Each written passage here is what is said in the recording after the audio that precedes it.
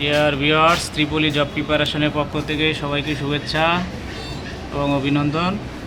আমি হাজির হয়েছি 3 ফেজ ইন্ডাকশন মোটরের কানেকশন দেখাবো আপনাদের। এর আগে আপনাদের এখানে নেম প্লেট, 3 ফেজ ইন্ডাকশন মোটরের নেম প্লেটে কী কী থাকে সেটা আমি দেখাচ্ছি আপনাদের। দেখুন, এখানে 230 ভোল্টেজ ডেল্টা কানেকশনে দেওয়া আছে, আর স্টারে 400 ভোল্টেজ। আর এখানে দেখাচ্ছে 50 হার্স, আর এটা 60 হার্সের। আর পাওয়ার ফ্যাক্টর দেখুন 0.82, আর হচ্ছে আরপিএম হচ্ছে 1460 আরপিএম। এটা হচ্ছে নেম প্লেট, আর তারপরে উপরে কোম্পানির নাম এটা দেওয়া আছে।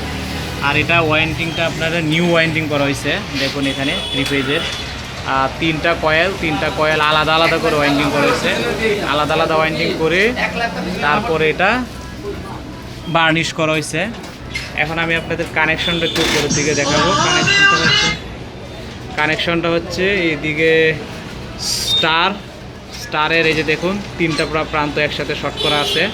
এ পাশে এটা দেখলে বুঝতে পারবেন যে এটা স্টার। আর এই পাশে হচ্ছে 3টা ফেজ। এই 3টা ফেজের মধ্যে আপনারা সাপ্লাই দিবেন। এই 3টা ফেজের মধ্যে সাপ্লাই থাকবে। এই যে দেখুন এখানে রেড, ইয়েলো, ব্লু 3টা, আর এই দিকটা হচ্ছে স্টার। এরকম যদি কানেকশন থাকে তাহলে সেটা আমাদের হচ্ছে স্টার কানেকশন। আর কয়েলের অবস্থা হচ্ছে এটা হচ্ছে আপনাদের স্লট। এই যে একটা স্লট আমরা দেখতে পাচ্ছি যে অসংখ্য স্লট আছে। স্লটের মধ্যে যে কয়েল ফাঁকে যে কয়েল বসানো হয়েছে।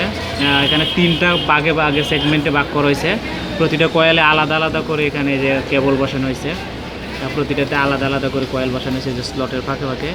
এখানে অনেকেই জিজ্ঞাসার স্লট এই যে এখান